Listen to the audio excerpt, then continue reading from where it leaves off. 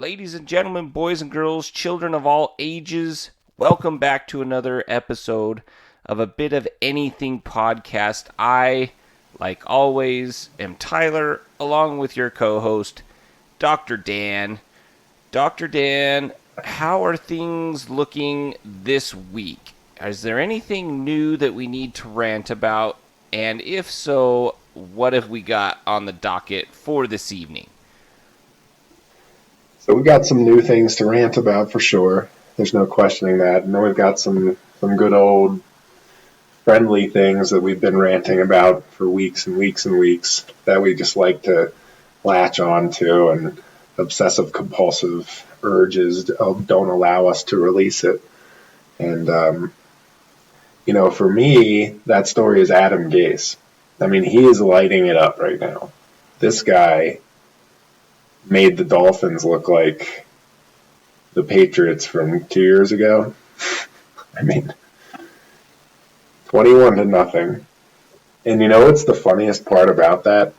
The Dolphins beat the Jets 21-0, and their head coach sits down with their quarterbacks and says, Ryan Fitzpatrick, I'm benching you. Yeah. You only beat the New York Jets by 21 points. I don't get that at all. You're lucky we don't cut you right now. I don't know. I mean, I think maybe he thinks that if Tua was in there, that he would have put up more points. That's the only way I look at that. Because what else do you? I mean, it's a definite sign of disrespect to the Jets from the Dolphins. But like, what do you expect? They're in-division rivals. I mean, if you call them that, because they've both been irrelevant for decades. But I think maybe the Dolphins coach thought that the Jets were so weak that they should have put up 35 or 40 points. Yeah, I don't understand Brian Flores' reasoning there. Like, the Dolphins are doing fairly well with Fitzmagic as the starter. What's going to change with Tua in there? Like, I don't know. I don't understand why change. We're in, like, what, week? I'm lost because... Yeah. Week 6. Week 6. So this is week 7. This coming week is week 7. This coming week I think is week 6. Let's see, because the Raiders are 3-2. No, wait, you're right. It's week 7. We had our bye week, so the bye week fooled always myself. throws me off. So we're week 7, and all of a sudden they're like, Ryan Fitzpatrick, you're sitting on the bench, and I don't understand. And he's playing well. He's playing well. And why put Tua in? Like, why not just let him sit out the entire season? Learn the offense. Build better. more, and even the coaching staff, learn who you have, learn what you got. Watch how Ryan Fitzpatrick plays. Watch the film on him. Watch what he did well. Watch what could translate to Tua. See, like, what broke down. Okay, the right side of the offensive line, for instance. Let's just throw that out there. That's not what I'm saying they have as an issue, but if they did, then you can find something to correct that problem, and next year you come back knowing your team, and then you switch to Tua. I think it makes sense to do it at the end of the year. Yeah, it definitely doesn't make sense to do it right now because they're playing well. I mean, it's not like Fitzpatrick is throwing 15 interceptions or 3 interceptions a game, and it just looks terrible. He's actually looked fairly decent. So I guess I just don't understand the why to that. I don't know. I mean, he threw 2 interceptions in the game. But aside from that, I mean, the week before he puts up 350 yards, 3 touchdowns on San Francisco. Yeah, they made San Francisco look like a bunch of scrubs, and then San Francisco goes and beats the Rams. So right. And then, so they put up 43 points on San Francisco. And then they turn around and put up 24. I'm sorry, I thought it was 21. They put up 24 on the Jets. Yeah, that's what, yeah. So maybe Flores is looking at that and saying, I don't know, he must have seen something in Fitzpatrick's game that said he's about to stumble or something. I don't know what it is, but if it were my quarterback and I wanted to build the future with him, I certainly wouldn't throw him in the first year unless he was like top pick, ready to play, Peyton Manning type of a guy, you know? Otherwise, like, you need to build their confidence, let them get used to the way that the professional game is, let them get used to the business side of everything, let them get used to their responsibilities, blah, blah, blah, learn the playbook. But, I mean, Fitzpatrick's a perfect guy for the position. And the Dolphins, I mean, what is their record? They're 3-3. Yeah, so they're 500. That's not too bad. I mean, so is that a possibility that Brian Flores is feeling the heat already on his job, and he's like, I have to throw two in here to save my job? I don't think so. I don't understand why. Yeah, me neither. This is his second year. Especially when you got Woody Johnson sticking with Adam Gase. That, I mean, he has like a clipboard that he's looking at the whole game. Is it possible that he's reading comic books? It could be, because the plays that he calls are comical. Hello. Yeah. Hey, there you go. Yeah, I guess that brings us full circle to how the heck that idiot still has a job. I mean, for crying out loud. The Falcons fired their head coach and GM. The Texans fired Bill O'Brien weeks ago. Who else has been fired already? That's it. Dimitrioff, the GM for the Falcons, was fired. And the Texans. Yeah, they're the only ones Jets that are decided still the to only do it. winless team in the NFL. When do they wake the heck up and are like, yeah, it's kind of our head coach. We don't have a great roster, but our head coach is pretty much the biggest problem. I'll tell you when the team wakes up is when Greg Williams takes over as the interim head coach. Ooh. And they're all like, F yeah. They all get pumped. And they go out and probably have like a streak where they win the remainder of their games or go like 5-7 over those weeks or something along those lines. And then Greg Williams, he's the kind of guy that you might not want to have as a head coach, though, because he's probably extremely confrontational. And he likes to put out bounties on people. Yeah. But hey, I mean, if it works, it works. Guys get pumped up for that kind of stuff. If you're not cheating, you're not trying. No, that's true. So let's take it even further around and talk about Tua. And we were saying how we wouldn't put him in, or at least I wouldn't put him in. I'm not sure if that was your opinion or not. Let me say this. I would not name him the starter, but if you're up by, you're up 21-0 in the fourth quarter and you're playing the Jets, why not? Like, why not give him a few reps, I'm cool with that. I think they did. Yeah, okay. But you don't want to make the switch and going forward he's your guy. Absolutely live or die. No, yeah. Because he's still he's still healing. Right. In that hip. Not that I'm super concerned about his hip. But why I guess it is I just an unusual don't understand injury. Why if something is working, why it doesn't really need fixed. So the Dolphins aren't broken this year. They've actually put together a pretty decent, record thus far, 3-3, and I think they're better. The Patriots are 2-4. Aren't they? I think so. So I mean, I don't understand why to press the panic button now and make that switch. To me, it just seems too out of the blue. There's something must have happened. I don't know what it would be. But did Fitzpatrick low-key get injured or something? I don't know. I don't know. I don't understand that. I like Tua. Right. But I'd like to see what he can do, but Tua is kind of the type of quarterback to me that he doesn't have that size. That prototypical quarterback size. He's playing that running quarterback position that a lot of guys play right now. But I'll tell you, I like a guy that's big. I like a guy that stands back there and can deliver the ball. If he's athletic and he can get some yardage that way, that's great. But you want them to minimize that, in my opinion, because you want to minimize the injury risk. Right. They're one of the players that's going to get hit the hardest and the most, and the defense is like, I mean, hitting the quarterback is like the greatest accomplishment of their lives. That's what they live for. They are thirsty to hit. So they get the guy over and over and over again.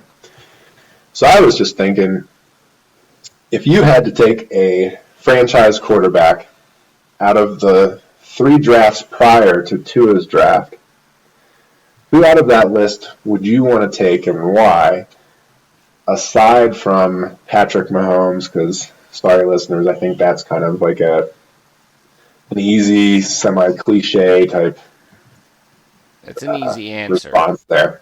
Easy answer, there you go. Do you have a list of those quarterbacks? So the list is, I do, I'm going to rattle them off. So this is the 2017 draft, I believe. The Chicago Bears with the first round, second overall pick, took Mitch Trubisky. That was a horrible. So he's out there for you. With the 12th pick, the Texans took Deshaun Watson. Not terrible. Not terrible. In the second round, with the 52nd overall pick, the Browns took Deshaun Kaiser. That was a bad pick. Isn't he on the Raiders? Not anymore. Oh, okay.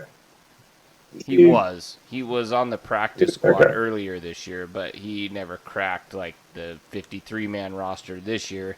He may have last year at one point, but I don't think so. So then we got the 2018 draft, first overall pick, Baker Mayfield to the I Browns. don't like him.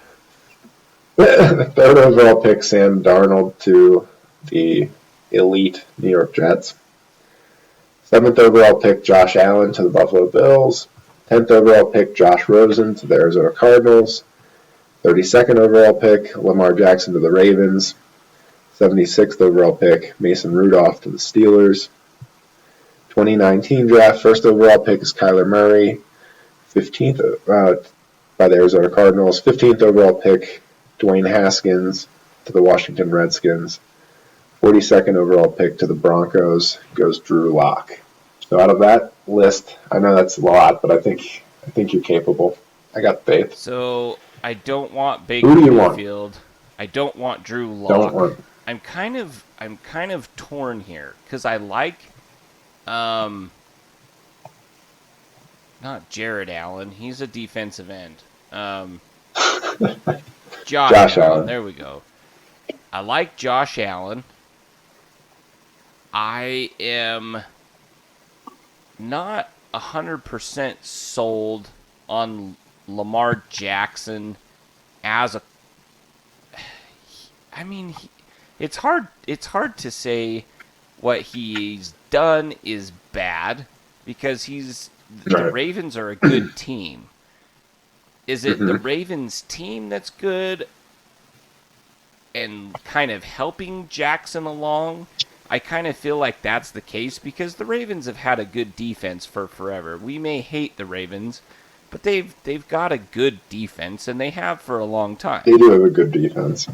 Yeah, they have a game plan.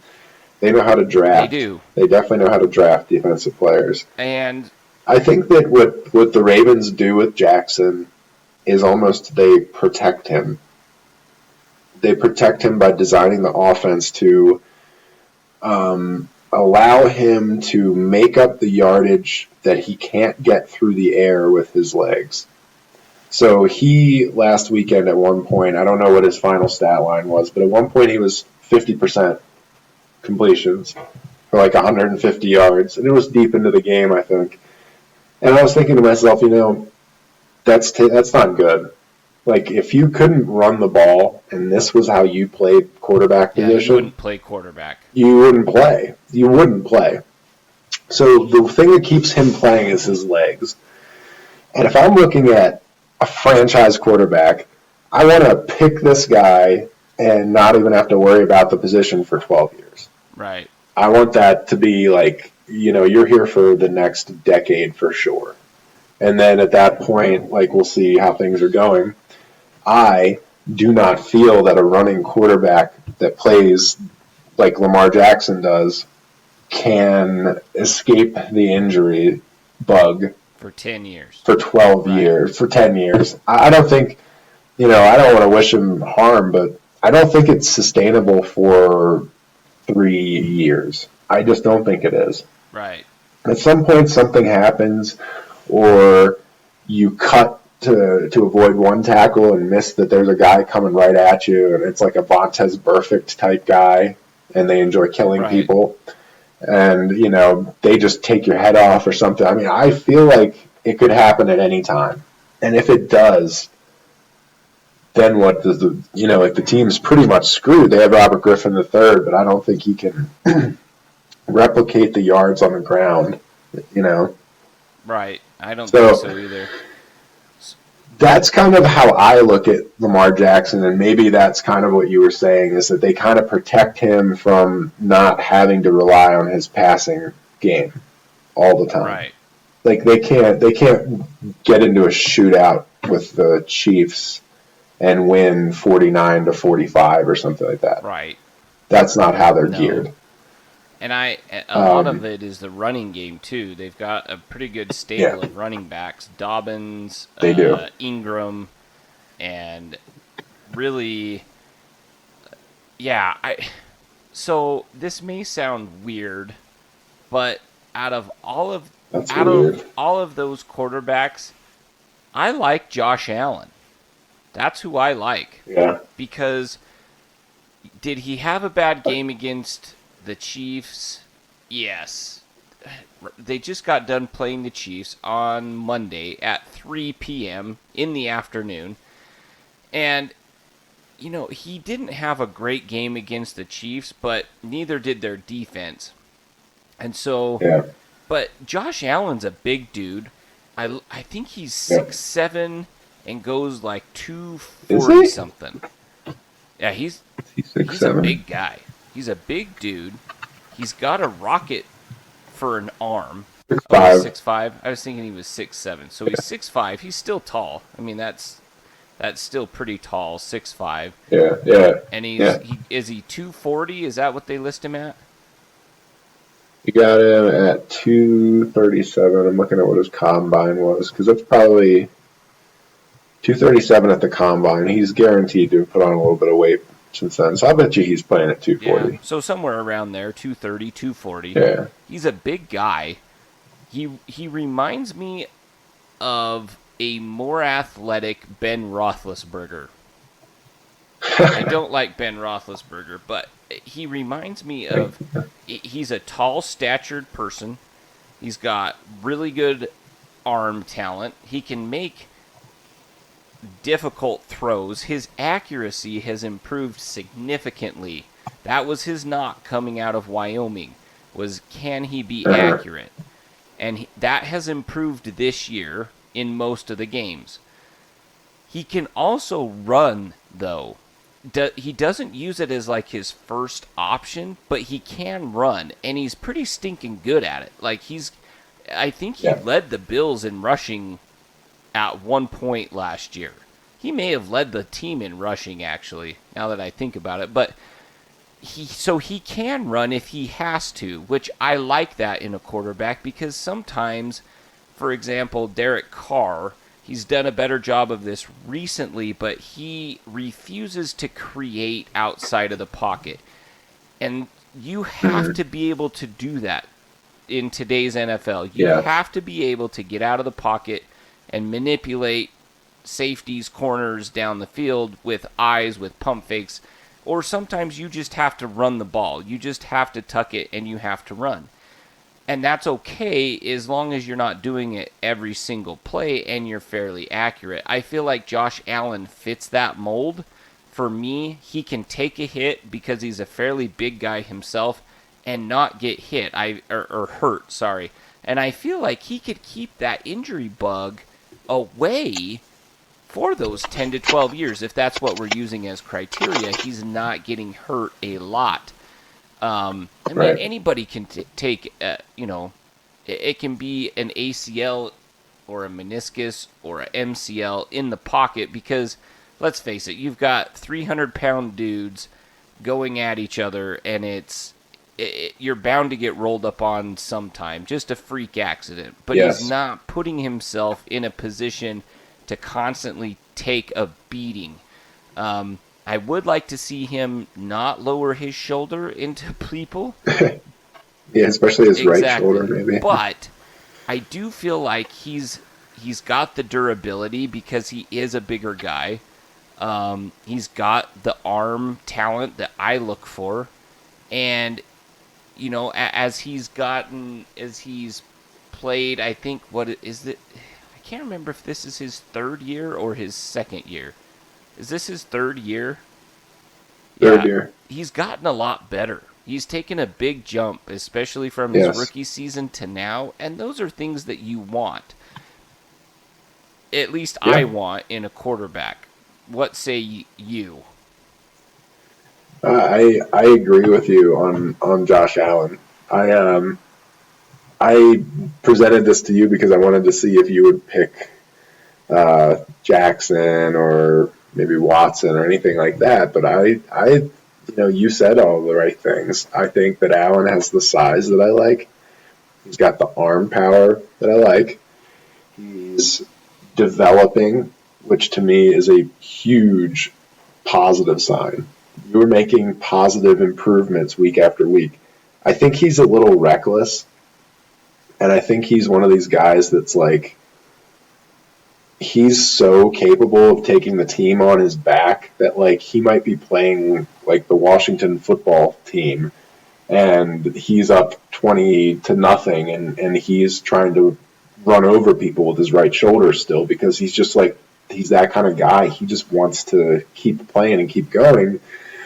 But I feel like against the Chiefs the other night, they kept showing pictures of him where he was definitely pissed off, but you could tell he was like resigned to like, okay, we've lost this game and I'm going to go out and play, but I'm not going to go out and play like lights out reckless because this isn't the time. Like I think that he noticed that. Okay, so I think that he's aware of it, and I think he is the right quarterback to pick there. You made a really good point of how the quarterback needs to be able to get out of the pocket and make plays. And there was a perfect example of that. It was Mahomes in that game. I don't know if you know the play I'm talking about, but he ran out to the right, and there was green grass in front of him for quite a bit. But instead of taking off immediately, he just kind of slowed down, took his time, and then finally somebody came open and he threw it. And most other quarterbacks, I think Josh Allen, I think Lamar Jackson, I think Mayfield, maybe even Darnold, Watson, Trubisky, all of them take off and run that ball. But Mahomes is like really cool under stress. Like he just doesn't care. If he gets hit, he gets hit. He's not really that concerned about it. At least that's how he appears. And I thought that was a great play. I have to watch that many times as a Raiders fan. Him under duress, making some absurd throw, like rolling to his left, throwing back like to the other side of the field. He makes hard throws look easy. I think the like you said, the obvious answer is probably Mahomes. Right. Second, I would take probably Josh Allen over any of the rest of them. I'm glad you didn't say Trubisky because I think he's probably going to be a career backup from now on. And so you just segued us into the next look at segment. that. But go ahead, finish what you were thinking. No, go ahead. I think he's done. I don't see him like getting another starting job. Like, where does he start? How do you lose your job to a career journeyman in Nick Foles, who I don't even know why he stinks so bad. I didn't like him coming out of North Carolina to begin with, and when they made him... Who the hell drafts a quarterback out of North Carolina? I don't know. With the second overall pick. The Bears, obviously. How good is their beer? I mean, damn. I mean, I give them kudos for being like, yeah. At the beginning of the year, they were like, nope, it's Trubisky. We're doubling down. We're making another stupid mistake by trading for Foles. but yet we're keeping him on the bench. I don't know if that was so he could learn the offense or something, but I mean, they just were like, nope, we're doubling down. Screw it. Screw Foles. Screw his $21 million or whatever they're paying him. He's riding the pine pony. But then they were like, maybe that was a dumb mistake. Maybe we can swallow our pride and say, Nick, go play quarterback for us, because this moron, in speaking of Trubisky, just is not getting it done. Like, he just doesn't get it done. Now, he's got a good record. If you look at his record, I don't think he has a losing record. I think he's above 500 even. But he's just not the guy I want starting for my team, because he has like 2 or 3 good games and then it's like absolute rubbish. And so that's where I was going with that, is I don't think he ever starts in the NFL again unless he is, called upon to start because someone is injured. Which I mean, that's a good thing to have if you feel like maybe we have fringe starter as our backup. That's a good thing to have, but I don't think he starts ever again unless it's spot duty. So here's what I was going to suggest as a question to you, and you jumped the gun, but you were like right on point, so we had to let you do that. I mean, that was perfect. So I guess I'm going to sound like a complete jackass asking this question with Mitchell Trubisky as the first quarterback that I ask you of, but okay, here we go. So out of those 3 lists of those 3 years of the draft, I've picked out 4 quarterbacks who are either a free agent now or a free agent to be, in my opinion. And which out of these 4 would you want to bring onto your team because you think they can become a franchise quarterback? So we've got Trubisky with the Bears. We've got Sam Darnold with the Jets. Josh Rosen was with the Cardinals, was with the Dolphins, was with how many other teams? He's homeless and a free agent. Yeah. He's with the Bucs right now, I think. Is he? I think he got cut. I thought he got cut. I'll check it out. Or Dwayne Haskins. It looks like Dwayne Haskins' time is up after a couple games. From what I've read, Haskins is lazy and doesn't want to do any work. Or at least that's how he's being perceived in Washington, and they're just kind of done with him.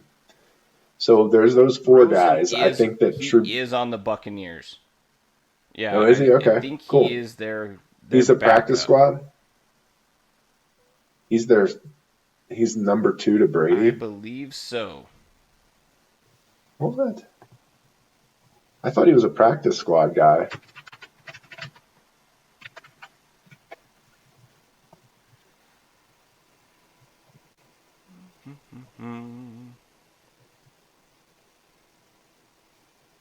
Let's see. He lands on the practice squad. That was September Gabbert and Griffin 7th. So I should know this. Yeah, I see their depth chart shows it's Brady, Gabbert, and Griffin. So I'm pretty sure that he's on the practice squad. Griffin. Not that it doesn't make you Griffin. I don't know who that is. So I think that Sam Darnold's time with the Jets is probably coming to an end. I think a lot of times that the Jets are coming to an end. I think that they're going to either rebuild or maybe the team gets into some other sport that maybe they're better at. It's hard to tell. But I think Darnold's going to be out there. So Josh Rosen is on the Buccaneers practice squad, so somebody could sign him. And I think that Dwayne Haskins, I don't know, if he gets cut this year, he must have really screwed up. Otherwise, maybe they do give him another year. But out of those guys, who would you want to grab up right away because you want to stash them on your roster? Well, it's obviously not Mitch Trubisky. I wonder why. That's tough because I don't know what Josh Rosen did to deserve what happened to him. Yeah. Like you said, so he was taken number 13 overall by the Cards. He was there for number 10 overall. So he was a top 10 Yeah, 10th pick. overall. He was there for a I year. mean, that's crazy. A Cliff year. Kingsbury And they're comes just in, takes Kyler Murray, number 1, the next year, which wasn't a terrible pick. Kyler Murray's kind of worked out for what Kingsbury wants to do. Yeah, but he doesn't fit that. Like, I mean, I was watching the game with my daughter the other night, and I was explaining to her how small He he is. He's was. teeny And I was tiny. like, watch how he plays. You can tell how small he is. Man, he's just like Jackson, who's just like Tua. Man, you guys, you can get 99 plays out of 100. You're going to get away with it. But if there's that one play that creeps in, like if Kyler Murray gets caught once by one of those guys, like let him get caught by Bud Dupree, somebody like that who's like 6'6", 275 pounds that can fly at a 4.4. You get those guys, they're going to light him up one day. It's going to happen. So I'm not comfortable with him as my long-term solution. You know, is he flashy? Yes. Does it make, I don't know. But was Josh Rosen really that bad that the Cardinals didn't say, why don't we trade this number 1 pick, keep Rosen, work with him? Why don't, like, I don't know. It would have been a different way. How many picks could they have gotten for that number 1 pick? Yeah. Team like the Redskins would have given up everything they ever owned to go up there and get Murray. Right. Yeah, that's true. But if I look at those 4 players, the guy that I want to get on my team, get him into therapy, and then get him back onto the practice field is Sam Darnold. I'm right there with you. I would choose the same. The thing about Rosen though that intrigues me is like we haven't really seen anything that he can do because then he gets traded to the Dolphins and then they were just trash that year. I mean, he didn't get a chance. Not a fair one at all. And then now he's and gone Fitzpatrick again. is better than Rosen right now, so it makes sense that the Dolphins would stick with Fitzpatrick. Fitzpatrick is a pretty good quarterback. I think if he had fallen into a better, more stable team, he could have maybe been a consistent quarterback. But yeah, I agree with you. I mean, they were terrible, and we don't know what Rosen can do. But I think part of what a quarterback has to have is this confidence, this ability. It's like that it factor. It seems like if you take too many hits, lose too many games, that it factor starts to go, and once it's gone, it seems pretty hard for guys to get it back. Yes, it does. You know, so I don't know if that's happened to Rosen. I think he's only 23 years old. He's super young, and so, being with Bruce Arians and Tom Brady every day, hopefully the Blaine Gabbert doesn't rub off on him, and more the Tom Brady and Bruce Arians rubs off on him. But I think he can be a decent quarterback. I really do. I'm just curious to see what he could do on a team that isn't just complete trash, because the Cardinals, when he was drafted, were trash. When he played with the Dolphins, like more trash, just probably worse than the Cards.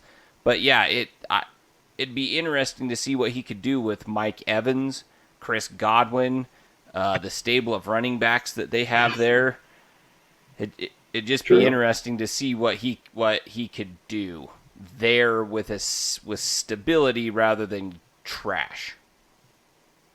True. It's true. But I'm still taking Darnold because I think Darnold is a pretty decent player.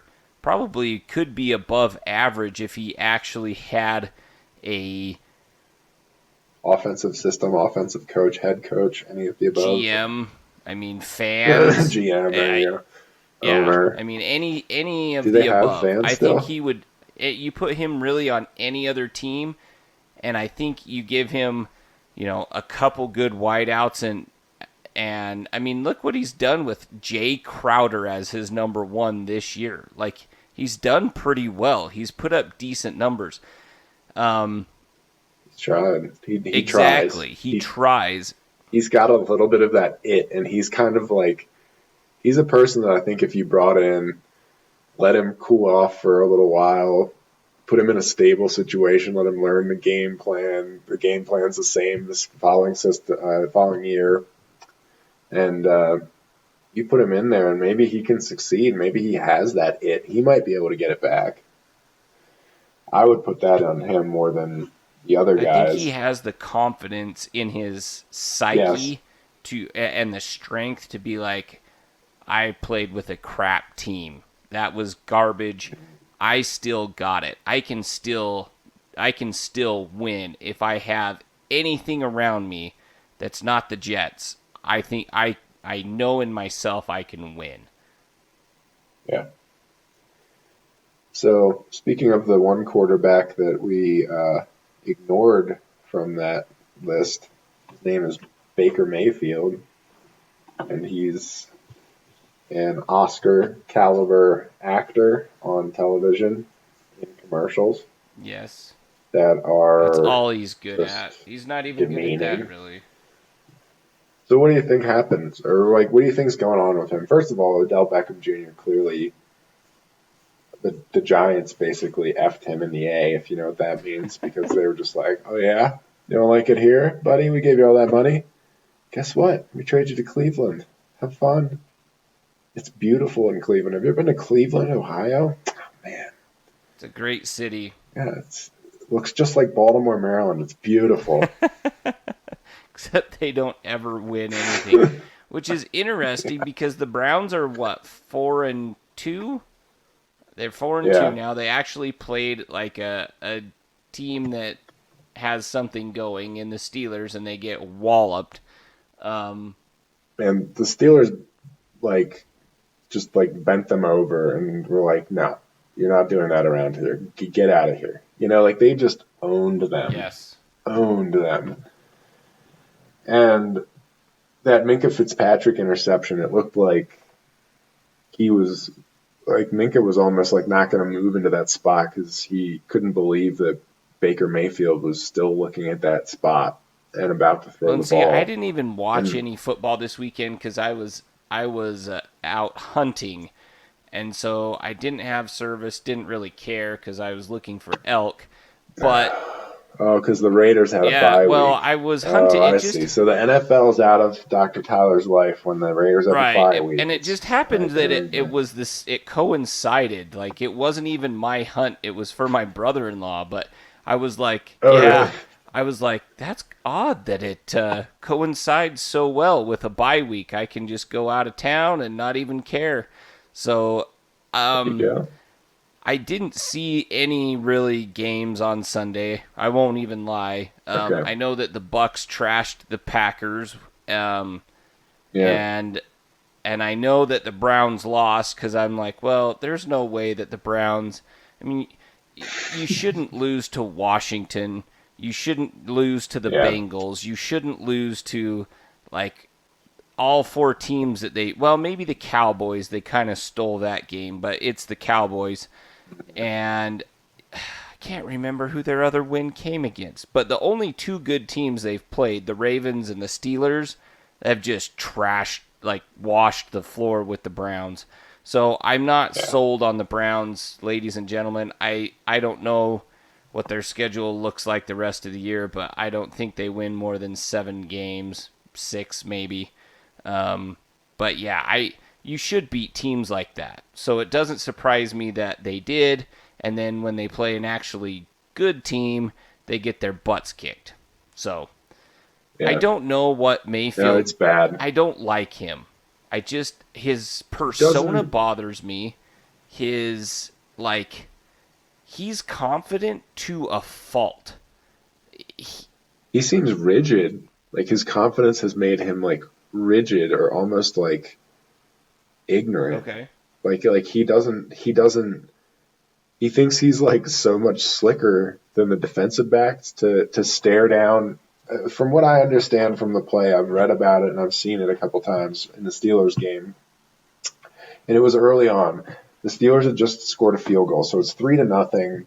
You know, the Browns need to come back on this drive. Baker Mayfield apparently is like looking at the left side of the field, maybe it was the tight end or the receiver, at the before the snap of the ball, snaps the ball, staring at the left side of the field at that same receiver. That receiver runs a little bit of an in and curl route, and Baker Mayfield throws it a little bit too far to his right. right into Minka Fitzpatrick's hands. There's no one in front of him. He's just right in the end zone for a touchdown. And it was just like stunning that an NFL quarterback would do such a thing, because like it looks like he had no ability whatsoever to think about what he was seeing or to disguise what he was doing with his own body to see the play. Apparently it's a pretty bad throw, but it seems like Mayfield wants to scramble out of the pocket, but he's not very good at that either. He's kind of stocky, and he doesn't seem like he's all that fast. And once he gets out of the pocket, he likes to throw interceptions, and that doesn't really help. No, so that doesn't make a very good starter. yeah, I think the Browns made a huge mistake when they brought in Odell Beckham Jr. I think he's a team killer. I think he's a me guy in a sport that's a team sport. You can't really be a me guy like that. It just doesn't work. Like, could he go to New England and win? I don't know. I mean, I think it's like 50-50 that he wouldn't even be able to tolerate the treatment up there. Yeah, I don't think Belichick because they wouldn't puts up like with wipe it. his. No, I don't think so either. I mean, I think Belichick would trade for him, but I started to think about like who would trade for Odell Beckham Jr. at this point. I mean, the Jets, hell yeah, why wouldn't they? Because they're idiots. And then he'd get to go back to New York, which he probably wants. He'd look like a total jack off in the fucking green jerseys that are just disgusting. I mean, those Jets uniforms are the absolute worst uniforms in NFL history. The second worst uniform in NFL history is the other Jets uniform that this uniform replaced. I mean, they are the worst. Yeah, they're just nasty. They are so bad. They're all It's like- like the Browns are number one in my book because orange and brown are disgustingly ugly. It's just they're terrible. Like at least the Jets, like they changed the green. I like the darker green. The Jets jerseys that I like are from the 80s. Like, and they kind of brought back that helmet with like the airplane tail on it, and they tried to do that, and I commend them for that. And they changed the green to like a darker green, but the white and green ones, like good. those are nasty. But the Browns are the worst in my opinion. I hate their jerseys. They're like The their color Rams, scheme's the Rams' disgusting. new uniforms, the Rams' new color schemes are absolutely atrocious as well. I can't stand it. It looks like fake. Like I don't know. Yeah, I don't Like- mind like their throwback, like the royal Yeah, me blue neither. with yellow. Yellow and the royal Yeah. blue. Oh, it's I don't awesome. mind those. It's awesome. But yeah, I have always I hear hated ya. the Browns, brown and orange, burnt orange and brown. But you know what I do like about It's like the Browns? shag carpet. It's just gross, and it never needs to come back. The one thing that I do like about the Browns is that they've stayed true to history. Okay, they have not put like the dog pound crap on their helmet or like a B or anything stupid. Like they've kept their helmet with no decal, which I like because that looks classic to me. And in my opinion, the NFL should be about that.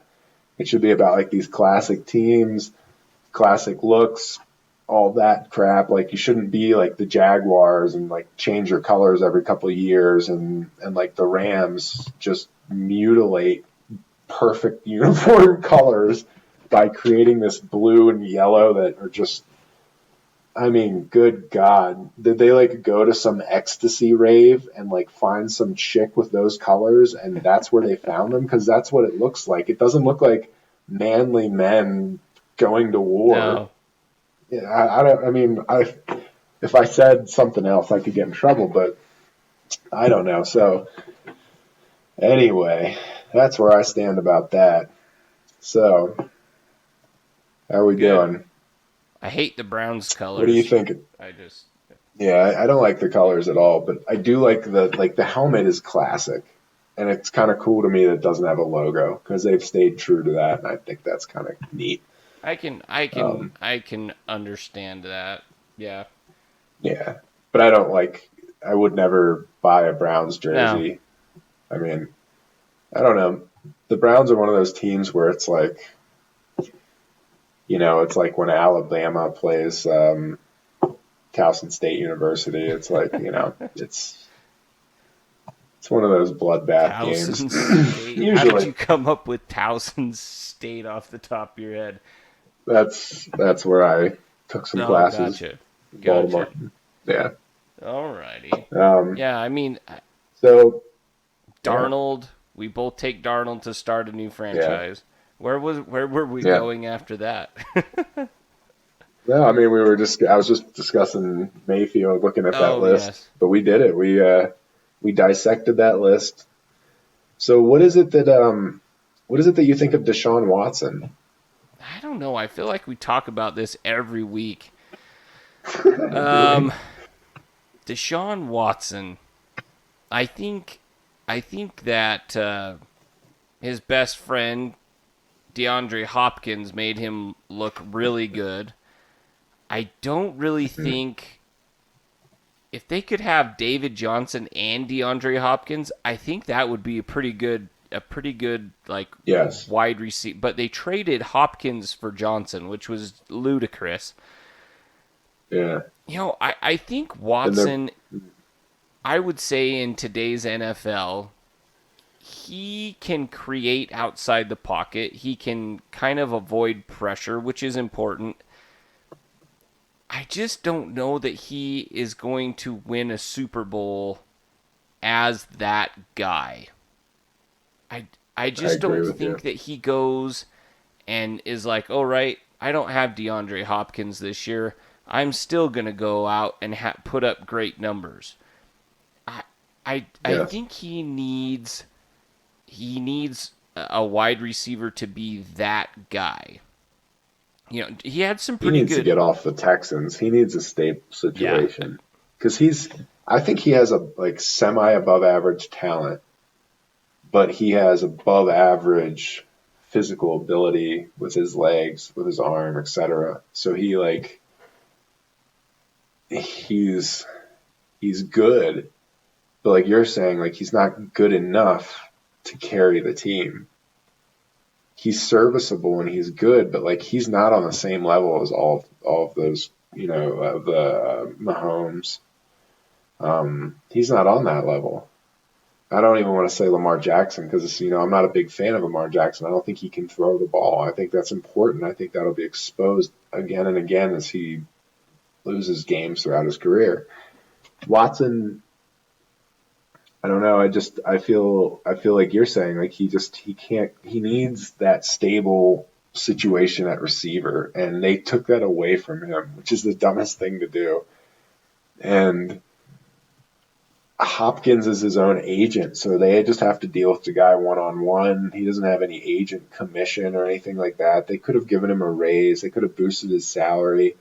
But Bill O'Brien just like he pulled the panic, riptide, and he just let everything out. He traded everything away, exposed and Watson I don't get to the why he did NFL that. I don't know what made him think, uh, "Oh crap, we're in trouble."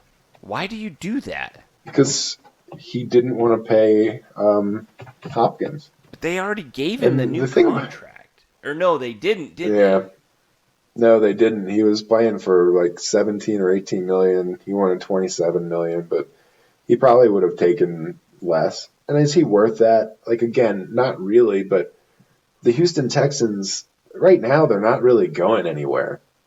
So paying him that kind of money makes sense because okay, so you're going to pay him.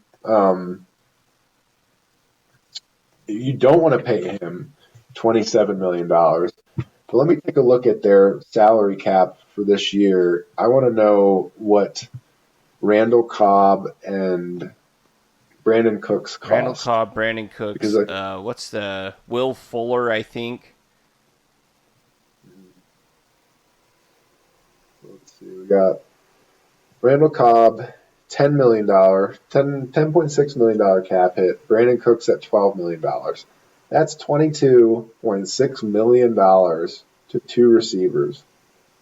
suck. Cobb has not been good Who for several years. Like, he was really good in Green Bay. neither of them, even together, the both of them are not on Hopkins' Oh, no. stratosphere. He is No. that good. So, do you want to pay $5 million extra to have maybe the best receiver in the game? I would. And you don't want to do that? I would. I think they're idiots. What do they have right now? They have like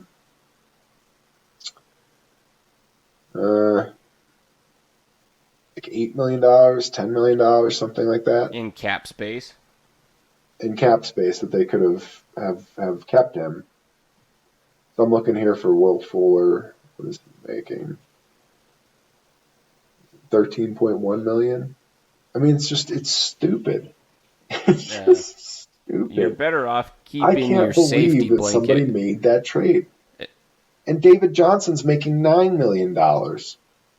So you already went backwards as part of that trade. It's crazy. And you're paying Laramie Tunsil $19.5 million. That's And he was like, out of and this they world. traded the future for Tunsil, thinking they were a left tackle away from going to the Super They're not Bowl. left.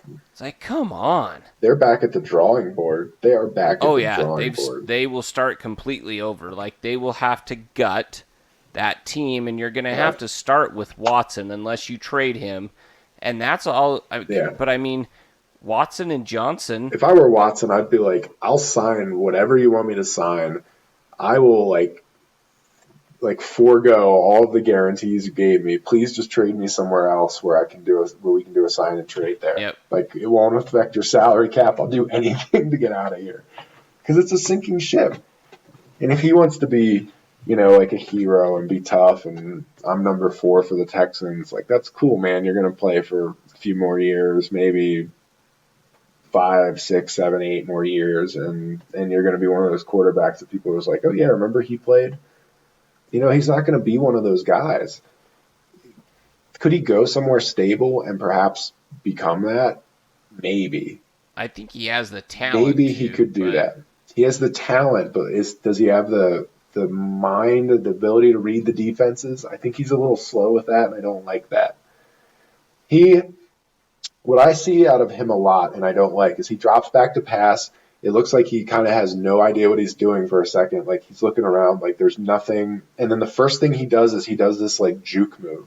Like, he's like, I'm ready to run. Where do I go? Yeah, Where do I I've go? seen Where do I that go? too. He's ready to run. And I hate that because it tells me that, like, you're not seeing the field, you're not reading the defense, and now you're panicking. Yeah. And now you're going to make a bad play, or now you're going to run out of the pocket and get hurt. And he already tore an ACL. And, I would be really hesitant with him.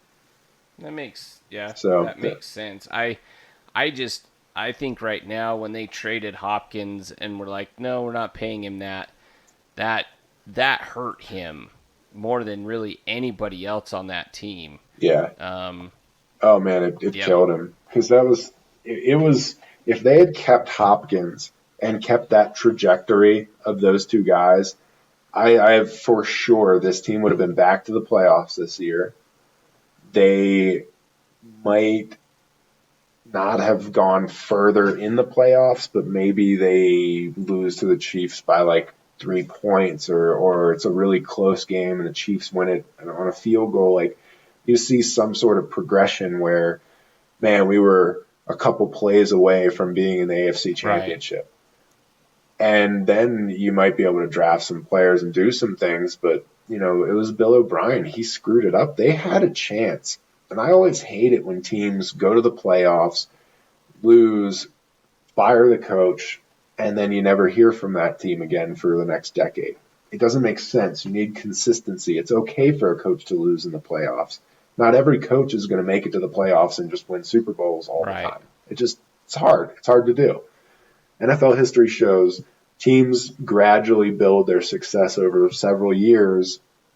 It rarely happens that a team just shows up out of the blue and makes it to the Super Bowl and is consistently in the mix for the next several years. So you have to build that. And I think they weren't far from that. But it was just a couple dumb moves by a guy who had no business being a GM. Right. Yeah, he may have been a decent coach, but absolutely no business being a coach and a GM. I think the only person that really can do that is the guy in New England, because basically he is the GM, and he kind of is, but like I think he has people on the staff that don't have named positions, and I think they handle some of those duties. But I know what you mean. He's kind of like the player scout and the player evaluator, and who are we going to bring in, and what do we need to do, and how does this team need to be built. He is probably one of the best at that in NFL history. Yeah. Either that or he still finds ways to cheat. I don't know. It could be both. But it's probably both. But it's interesting because, you know, as we sit here and talk about the Texans and their reluctance to sign DeAndre Hopkins because they didn't want to pay him too much money, we have the Dallas Cowboys who have imploded, and their salary cap situation is going to be hell for them. Yep. So what do you think about? You were telling me there's 8 players that are. I mean, it's like the Falcons. We talked about the Falcons last week. We talked about that last week. And that's so right. They've got 8 players. We've got 8 players. 8 players. So right now there's 7 players. That's DeMarcus Lawrence has a 5-year, $105 million contract, $44 million dead hit if he's cut. Amari Cooper has a 5-year, $100 million contract, $28 million dead hit if he's cut, and that's in 2021. Okay. Tyron Smith, 8 years, $97 million, $9 million cut. And he's on Zeke injured reserve right now because he injured reserve. Did he tear a pec or a biceps or something? I'm not sure. It could have been. I think it was the pec. Could have been a bicep, but you're right. Zeke Elliott, 6 years, $90 million, $24.5 million if cut. Zach Martin, 5 years, $84 million, $16 million if cut. Jalen Smith, 6 years, $68.5 million, $9.4 million if cut. Lael Collins, 5 years, $50 million, $12.2 million if cut. That equals $113,593,000 of next year's cap, which you and I discussed earlier is likely to be $175 million, coming down from where it is now due to the pandemic. That means that those 7 guys are 65% of the cap. If Dak Prescott gets what I think will be a 5-year contract worth around $150 to $170 million, with close to $120 million guaranteed, his contract that next year, so 2021, his first year of this contract, should be in the neighborhood of $10 million, between $9.5 and $10 million against the cap. He'll start to count more and more toward those end years. So I estimate that their cap next year, with Prescott included in that list, so 8 guys, is $123 million, which is 70% of the cap.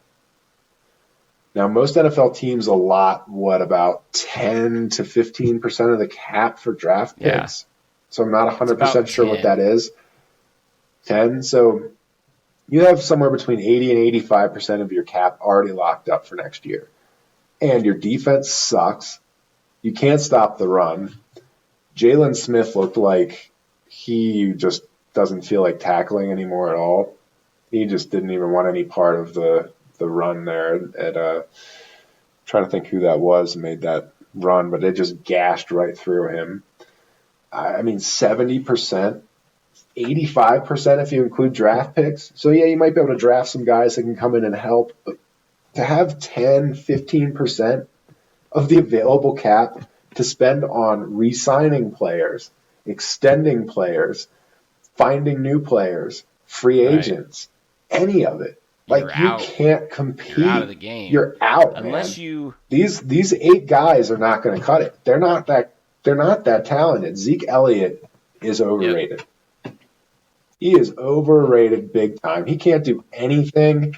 You hear him in the post game talking about, it's on me. It's my fault. I can't fumble like that. I've been fumbling a lot. I don't know why I'm fumbling. It's like because you don't like to get hit. Your offensive line has been stellar for the first couple of years of your career.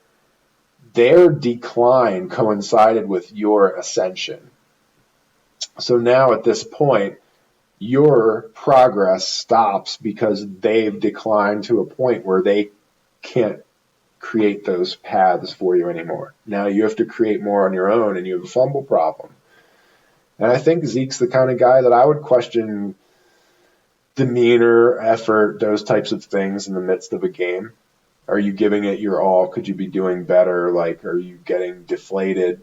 I don't know. I mean, I don't know how tough the guy is, but his contract for a running back, 6 years, $90 million. What the hell was Jerry Jones on when he signed that one? Probably whatever Ezekiel Elliott was on, because they liked, I don't know. Smoking some weed together and signing contracts. I mean, yeah, maybe. I mean, but man, I mean, that's a monster contract. Yes. How many years is that relative? I mean, what do you, 2 years, 3 years tops that you can keep him on the roster with that contract? Yeah, and you just can't sign running backs to that anymore. Stupid. You can't. He's just not worth it. And Amari Cooper, 5 years, $100 million. Why? Is he really that good? No. I question that. I really question that. You couldn't put CeeDee Lamb in there, your draft pick, and have him be the guy? You could, because I think he's better. You could. It's not that Cooper is a bad player. It seems more like Jerry. No, it's not, but he's definitely not $100 million football player. You see, they had to give him that or let him walk. Yeah. And they couldn't sit there and be like, that's what I think's happened I here. got to let him walk. Or they can't sit there and be like, he's got to walk. We have to let him walk. They can't do that because they just traded a first-round draft pick to the Raiders for him. Like that. You know what? I think Jerry Jones is just impatient now. He's getting older, and he's just saying, like, you know, he to his dying day will be one of those guys that, like, I'm right. Everyone else was wrong. Jimmy Johnson had nothing to do with our success, all that kind of stuff. And it's like, that's fine, but, I mean, this just screams like, I don't really know what I'm doing right now. Exactly. Zeke Elliott, 6 years, $90 million. Amari Cooper, 5 years, $100 million. Like, Zach Martin, 5 years, $84 million. DeMarcus Lawrence, 5 years, $105 million. I don't even think he has a sack this year. Yeah, Jalen Smith, is he a middle linebacker? 6 years, $68.5 million. Really? So you've got 3 offensive linemen here. You got one is 8 years, $97 million. One is 5 years, $84 million. One is 5 years, $50 million. That's crazy. Those other 2 offensive linemen will never be above like $2 to $3 million salary players because you can't afford to pay that much to that position group. Right. So you're constantly going to have 2/5 of your line are going to be scrubs. Yep. And then if one of these guys gets hurt, like Tyron Smith did, Zach Martin, didn't he get knocked out? He's in the concussion protocol. And La'el Collins, I think he's on IR too. So these guys aren't even playing. It's crazy, man. I mean, I know I was just saying that if I was the GM of the Texans, I would happily pay Hopkins that money because of where the team is and that we have the available cap, and they don't have the players to pay these kind of contracts to because nobody on the Texans is worth it. Has yet deserved that type of stuff. You know, you got J.J. Watt and guys like that. I get that. But not like these players have played pretty well. But, man, you can't lock up every player that plays well to a long-term huge deal and then have no cap space. Like, the Cowboys are going to be screwed. And I do think that, you know, when Dak Prescott got hurt, my first reaction was Jerry Jones is now going to use this as an excuse to not sign him. Prescott's going to lose millions. This week I started thinking about it, and the more I was reading and researching this, I was thinking, I think more than likely Jerry Jones is going to sign him now. He is going to sign him. He's going to give him the contract he wanted because Jerry Jones is going to be like, this is my guy. I believe in this guy. Here's all this money to prove to the world that I believe in this guy. Yeah, that could very And what's it going to get him? It's going to get him. I mean, is Prescott might be good. I think Prescott has potential. But, you know, to have that cap just, you have 10 to 15% of your available cap, you can't do that. You're not gonna field a No. team.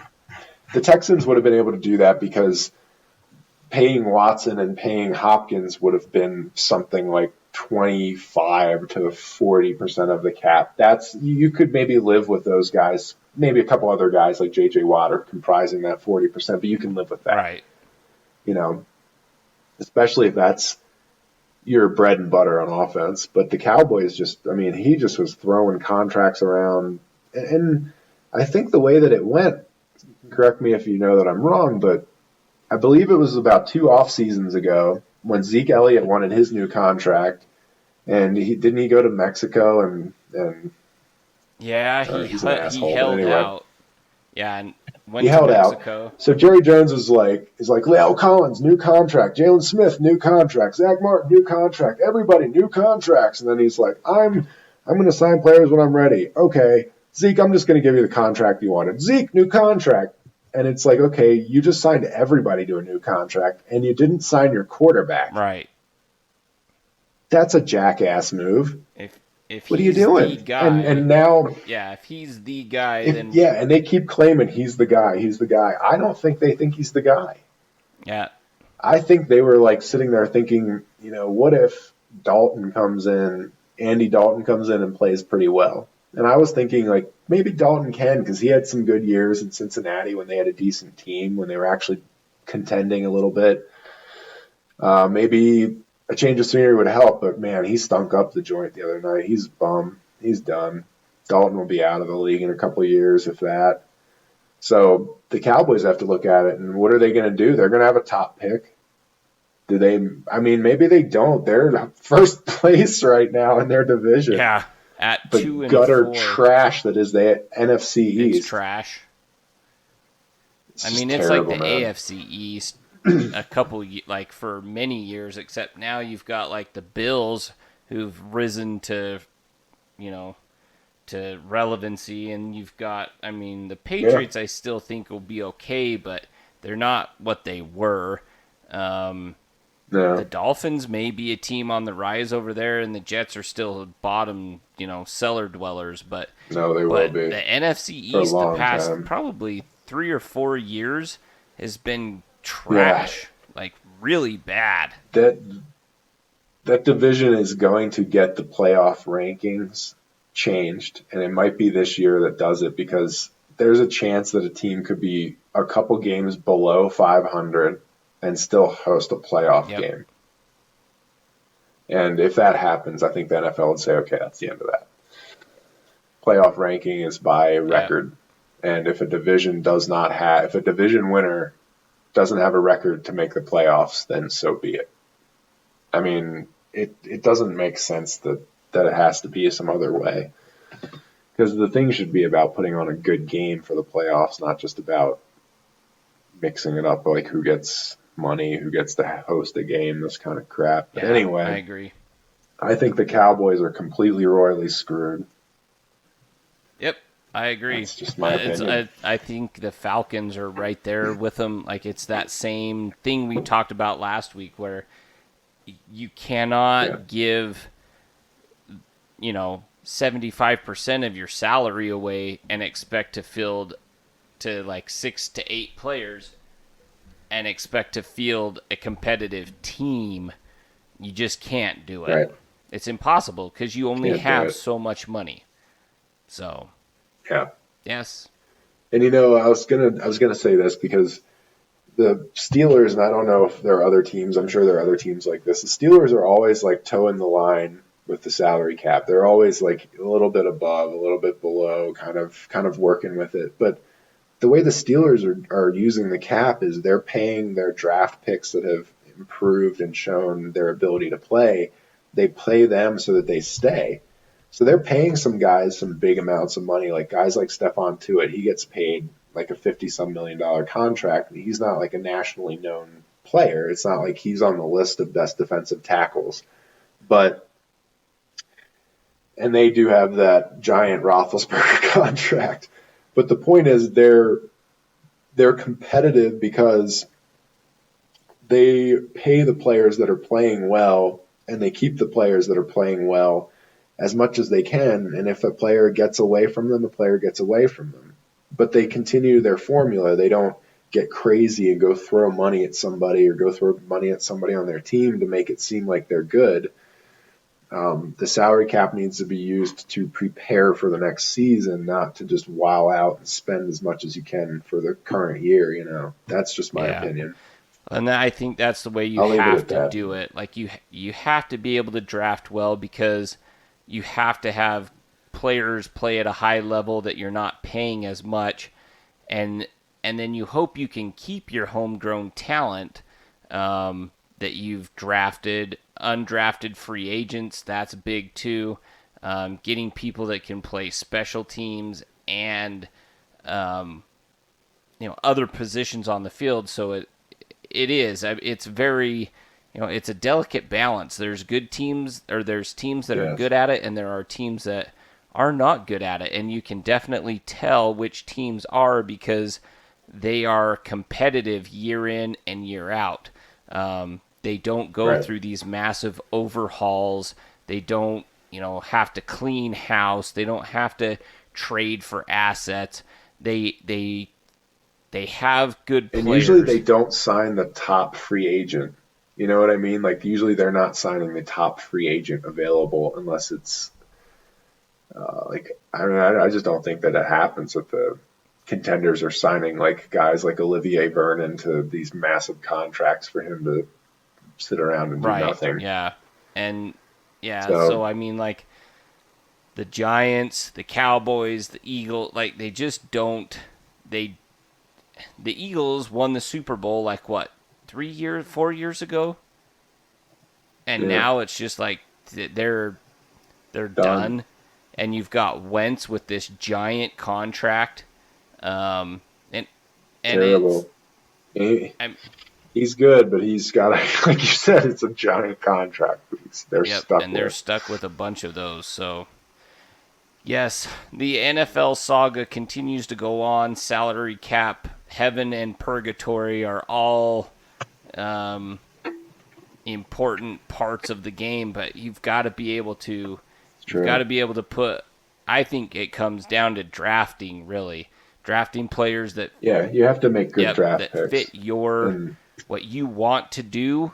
That's what it comes down to, because I think it's also character, though, right? I mean, you can't just draft guys based on talent if you know that they're assholes. Exactly. I agree 100%, because it's the work ethic has to be there. Guys that want to be there, guys that want to work hard, and then you want to reward people that work hard. That's just how it. That's kind of how it's set up in life. Is like, those that work hard, you want to pay them to stay around. Those that don't, and that creates a competitive environment. Yeah. Like I was saying, like the Steelers, like, because of how they handle the cap, they set it up so there's a lot of competition within their own team. Like, you guys have to do better than one another. If you want the contract, you have to earn it. Like you're saying, like, you have to show that you deserve it. You're not just going to get it for getting it for your name, for your name's sake. Right. So, well, does that do it for now? I think that wraps it up. I think we got through a lot. I think we covered heavy topics. We got that quarterback topic. That was pretty severe. But that's a good question, though. And I think the lesson for the kids for the night, the moral of the story is, kids, don't draft a guy if he's an asshole. Just don't do it. And don't give him a lot of money. He's an asshole. Because it still smells. He's just going to stink up. Exactly. Well, for the lesson for the evening, don't draft idiots. And don't pay idiots is the lesson. There you go. And the moral for the story. So until next time, Dan, remind us of your website first off, and then we'll take off for the evening. Yep. So you can always check out our written articles and our podcasts. Our old podcasts are just clips. NoHoldsBarredSports.com. This is the A Bit of Anything podcast. I've been Dr. Dan. Tyler, Dr. Tyler, what do That's you it. got? Go for check 'em? out That's go it. check out the website, Do it. and you can find us there. Find old clips. We're on Also YouTube on as well. And you can check us out there. And until next time, don't draft idiots. Just don't do it. All right.